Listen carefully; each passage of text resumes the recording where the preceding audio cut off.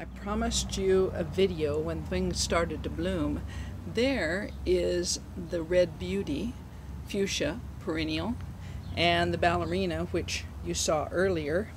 I'm going to take you around here and show you Mrs. Popple because she's blooming very nicely.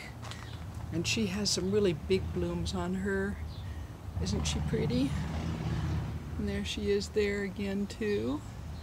And then let's walk on around the corner here because we've got some Asiatic lilies that are blooming that are the transplants from underneath where we did all that hardscape, and they will be better next year. They're kind of dwarfed here because they got moved at a critical time. But let's take you around here. Got the sweet peas climbing up the trellis as we wanted them to.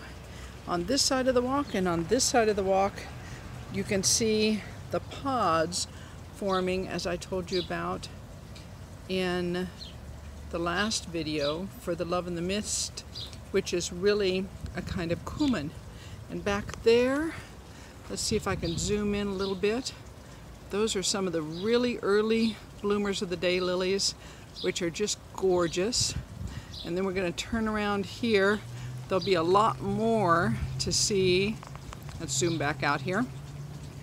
But over here we've got some of the Campanula that is blooming that I told you about that looks like bells. Isn't that pretty? Makes a nice little wall here. I think this is where I'm going to put my bench, is right down here in the shade. Okay, and then we've got these daylilies that are back here in the back.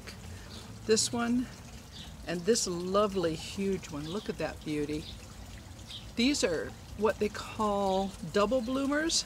They bloom in the spring or summer like now, and then they'll bloom again in the fall. And some of them are actually fragrant.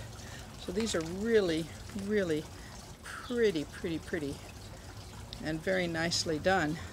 So let's take a swing around here and we'll look back toward the pond and the shade garden, which Daddy and I were just there, sitting out there enjoying the pond and everything.